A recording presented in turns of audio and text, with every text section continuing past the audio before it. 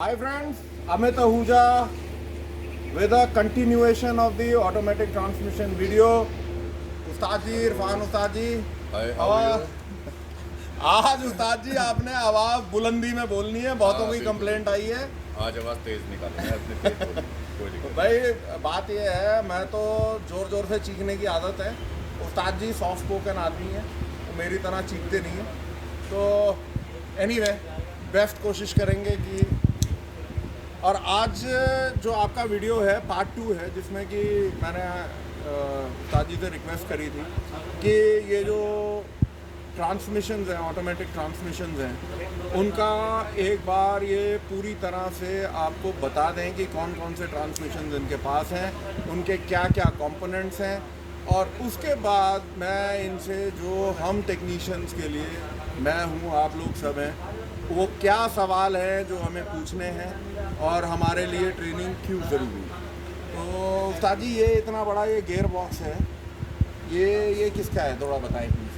ये Audi Q5 का है जी ऑडी Q5 का गियर बॉक्स है जी। और ये हमारे पास गाड़ी जो ये खड़ी है, हमारे पास ऑडी Q5 जी ये इसका गियर है। अब हमने इसको रिपेयर करना है, ओके। तो अब रिपेयर करके फिर इसमें लगाएंगे तो अपना हो जाएगा सारा। तो उस्ताद जी, ये कौन से टाइप का गियर है, ये मतलब? ये DSG गियर बॉक्स है और DSG जो होता है वो फुली ऑटोमेटिक से अलग होता है। Okay, direct shift gear box जो है, हाँ हाँ जो डबल क्लच वाला है। हाँ, डबल क्लच का है। ठीक है। इसमें, हाँ। तो और- ये है, और ये जो अपने कंपोनेंट्स हैं, ये वॉल बॉडी है इसकी, जी OB5 ट्रांसमिशन की। जी तो इसमें ये सारे सोलनॉइड हैं। ओके गियर को सेलेक्ट करने के लिए जी कि फर्स्ट में, सेकंड में, थर्ड में, फोर्थ में कौन से में, तो ये सोलनॉइड काम करते हैं जी और प्रेशर यहाँ से डिवाइड होता है। ओके। हाँ, और उस्ताद जी, ये क्या है? ये ट्रांसमिशन कंट्रोल यूनिट है। ओके, ट्रांसमिशन कंट्रोल यूनिट, इसमें 2 स्विच हैं ये लगे हुए। अच्छा जी, और यहाँ पे क्या है, एक ये कूलिंग के लिए होता है और जी। ये क्लचों के लिए होते हैं। ठीक है। ये भी है, ये भी काम के हैं सारे। और ये हमारा जो मल्टी क्लच पैक है, ये वाला? ये मल्टी क्लच है जिसमें 2 क्लच होते हैं। ठीक है। फ्रेंड्स, इसमें आप एक बार ध्यान दे लें, इधर से ज़रा शूट कर। ये जो भी आपको ट्रेनिंग दी जाएगी, ये पूरे जितने कंपोनेंट्स हैं, आप ऊपर से भी देख लें, ये किस तरीके से ऑपरेट करते हैं, काम करते हैं, ये आपको कंप्लीट पूरा उस्ताद जी बताएंगे। अब उस्ताद जी, एक और आपका वो मर्सिडीज ये वाला, मर्सिडीज का गियर जो है वो ये है। ये मर्सिडीज का गियर बॉक्स है और ये हमने रीअसेंबल करके रख दिया है। इसको कहते हैं 722.9 गियर बॉक्स। ओके। हाँ ये तो बड़ा तकलीफ वाला गियर बॉक्स माना जाता है। हाँ, ये बहुत ज़्यादा तकलीफ वाला गियर है। ये रिपेयरिंग करने में भी बहुत ज़्यादा कॉम्प्लिकेटेड है। इससे ज़्यादा वो OB5 है। और इसमें उस्ताद जी, मैं जहाँ तक मुझे बताया गया है कि इसमें प्रोग्रामिंग की भी ज़रूरत पड़ती है। प्रोग्रामिंग की दोनों में ज़रूरत पड़ती है। अच्छा, हर गियर में ज़रूरत होती है प्रोग्रामिंग की। ओके। हाँ, और ये भी मतलब जब जो स्टूडेंट यहाँ पे आएंगे, उनको ये पूरी तरह से हम लोग, मतलब हम लोग क्या? हाँ हाँ, पूरा बताया जाएगा उन्हें कि हाँ भाई किस तरीके से प्रोग्रामिंग करनी है। हाँ। और हमें प्रोग्रामिंग के बाद में क्या ड्राइव ऑथराइज करना है, क्या स्टार्ट इनेबल करना है, क्या चीज़ होनी चाहिए, क्या नहीं होनी चाहिए जी। और प्लस साथ में क्लच की अडेप्टेशन करनी है तो कितने टेम्परेचर पे करनी है हाँ। और कैसे होनी है। ये सारी चीज़ें गाड़ी, कुछ गाड़ियों में चलाने के से होती है अडेप्टेशन, कुछ में खड़ी गाड़ी पे होती है। ओके। खड़ी गाड़ी में कितने टेम्परेचर पे होती है वो सब ये मतलब सारे ट्रिक्स ऑफ ट्रेड है। हाँ, ये सीक्रेट है। अच्छा, इसमें ये उस्ताद जी, इसका भी थोड़ा ये बता दें, ये वाला जो यूनिट है फ्रेंड, ये इसका मर्सिडीज का मैकेट्रॉनिक यूनिट है और ये इसका टॉर्क कन्वर्टर है। टॉर्क कन्वर्टर का रोल जो रहता है टॉर्क मल्टीप्लिकेशन का है। एंड ये आपके सामने है। और ये वाला जो गियर बॉक्स है, ये बेसिकली, ये तो आपको dual clutch transmission, again dry clutch है ये ड्राई क्लच। और बाकी ये सारे आप देख रहे हैं। और इनके जो कंपोनेंट्स की डिटेल है वो पूरी, जब वो आप डिटेल्स मतलब ये कि जैसे मान के चलिए कभी क्या होता है मर्सिडीज के अंदर की एक बहुत बड़ी समस्या होती है जी जैसे मान लीजिए हम रिपेयर भी कर लेते हैं जी तो रिपेयर करने के बाद क्या होता है हम गाड़ी को ड्राइव करते हैं तो कभी अप शिफ्ट में कभी डाउन शिफ्ट में हाँ जब कोई प्रॉब्लम आती है जी वो कैसे सॉल्व करेंगे वो भी पता होना चाहिए। ओके गेयरबॉक्स तो असेंबल हो गया बट उसमें कौन से सॉलिनॉइड काम करते हैं कौन से अंदर जो मैकेनिकल वॉल हैं वो काम करते हैं और उनका क्या प्रेशर होता है लीकेज है या नहीं है जी वो किस तरीके से चेक करना वो सारी चीज़ें लाई है।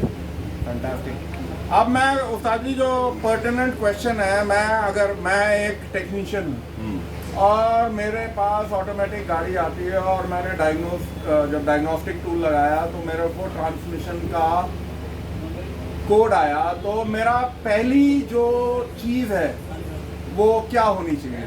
देखो अमित भाई पता क्या है सबसे पहले तो हमें ये पता होना चाहिए कि इस गाड़ी में गियर कौन सा है।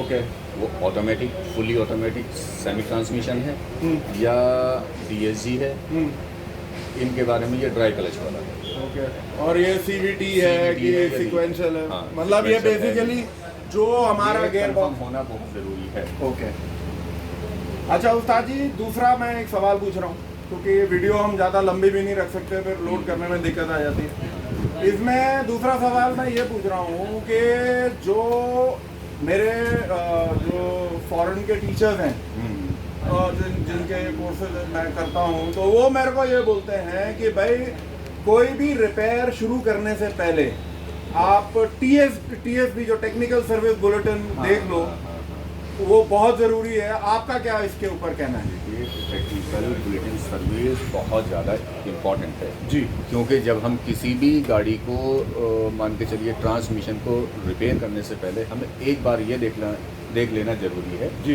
कि उसमें डेटा एरर की कोई प्रॉब्लम हो रही है। ओके क्योंकि अगर डेटा में कोई ज़रा सी भी कोई प्रॉब्लम होती है तो वो क्या है वो किसी भी सॉलिनॉइड का फॉल्ट जनरेट कर सकता है। ओके कभी किसी का करेगा कभी किसी का करेगा फिर गाड़ी में डिस्टर्ब रहेगी बहुत ज़्यादा प्रॉब्लम रहेगी। तो फर्स्ट उसमें क्या है हमें पहले प्रोग्राम करके देख लेना चाहिए। मतलब अगर ये प्रोग्रामिंग में मेरे साथ भी होता है कई बार हुआ है जैसे मान लीजिए मैं आती है मेरे पास गाड़ी जी और फिर मैं उसे डायग्नोज करता हूँ पहले तो सबसे पहले जैसे जो डेटा एरर का होता है जी तो फर्स्ट मैं उसको फ्लैश करता हूँ। ओके फ्लैश करने के बाद फिर उसे प्रोग्राम करके ये देखता हूँ 90% उससे सॉल्व हो जाती है। ओके तो इसका कहना ये मतलब है कि उस्ताद जी कि अगर हमारा जो हम प्रोग्रामिंग टूल जैसे J2534 है अगर हम उसको यूज़ करते हैं तो काफ़ी हद तक हम लोग कामयाब हो सकते हैं। हाँ J2534 जो पास थ्रू एक टूल है जी। वो बहुत अच्छा टूल है जी और मैं भी यूज़ करता हूँ उसे। ठीक है हाँ लेकिन सबसे ज़्यादा क्या है कि लेकिन मैं जितनी गाड़ियाँ हैं मेरी मैं उन पर ना OEM टूल ही यूज़ करता हूँ। रीज़न ये है कि मुझे उनमें फुल डिटेल्स मिल जाती है। करेक्ट नहीं आपका काम ही ऐसा है कि आप अगर एक पॉइंट भी डेटा का मिस हो गया तो गाड़ी बिगड़ जाएगी। तो वही ना पूरे उसमें जितने भी सेंटेंस होते हैं जी। वो सारे बता देता है कि हमें किस किस को क्या होता है टेस्ट प्लान भी बना सकते हैं। ओके हाँ लेकिन आप उस किसी भी OEM टूल को J2534 से कनेक्ट करके काम कर सकते हैं। बिल्कुल वो भी OEM टूल का ही काम करता है। ये तो बहुत बढ़िया है उस्ताद जी। और इसमें कहना ये है कि मेरे पास बहुत सारी क्वेरीज हैं आती रही हैं क्योंकि मैं J2534 पे एक दो वीडियो बनाए हैं।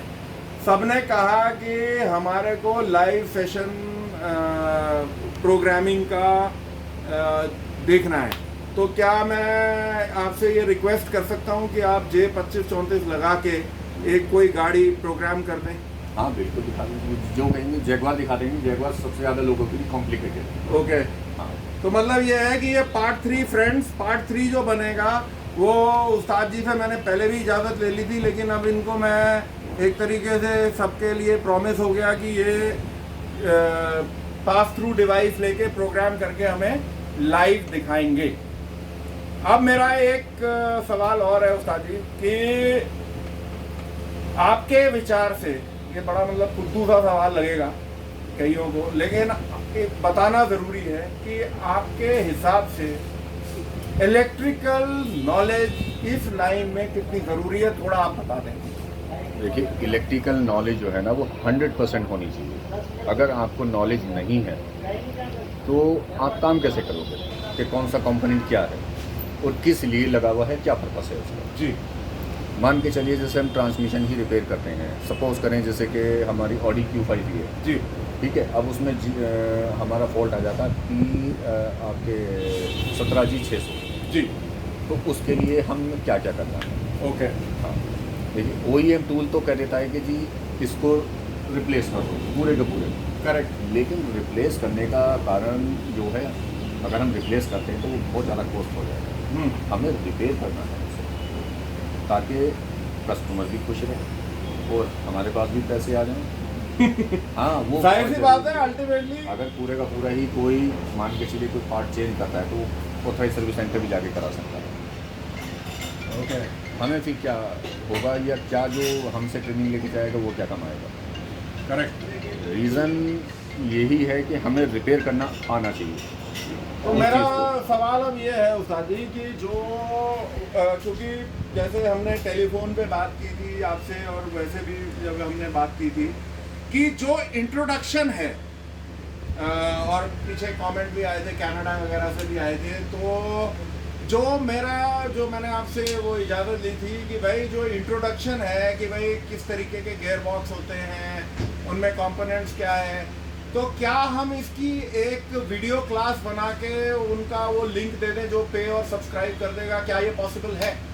हाँ, पॉसिबल। तो ये हम आगे जाके कर सकते हैं। बिल्कुल आगे जाके कर सकते हैं। सारे कंपोनेंट कहाँ से ऑयल रिलीज होना है, कहाँ से नहीं होना है, कौन सा वॉल्व प्रेशर होल्ड करने का है, कौन सा वॉल्व क्लच को कूल करने के लिए है, कौन सा वॉल्व जो है वो हमारा ऑड गियर को चलाने के लिए है, कौन सा इवन गियर को चलाने के लिए। ठीक है।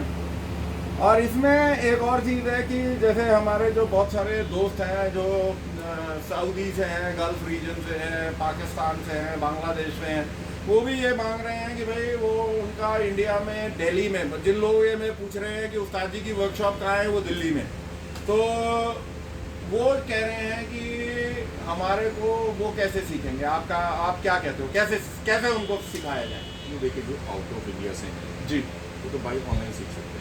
ओके और वो हमसे कॉल पर भी सर्विस ले सकते हैं। ओके। कॉल करके। ओके और कुछ अगर उन्हें समझ नहीं आता तो हम उन्हें वीडियो भी प्रोवाइड कर सकते हैं। ओके। बट जो हमारे इंडिया से हैं वो तो आके ट्रेनिंग ले सकते हैं बाई फिजिकल। बिल्कुल ठीक है। और वो मेरे हिसाब से बेहतर रहेगा कि अगर खुद लें। और जो दोस्त मेरे से उस्ताद जी का नंबर पूछ रहे हैं, मैं हाथ जोड़ के माफ़ी चाह रहा हूँ कि भाई मैं नंबर नहीं दे सकता। आपने देखा है कि यहाँ दुनिया जान की इनके पास गाड़ियाँ हैं, बिजी है, बहुत रहते हैं, बड़ी मुश्किल से इनसे पकड़ के टाइम लेना पड़ता है। तो जो भी आपको क्वेरी है वो कांटेक्ट फॉर्म में आप डाल के दे दें।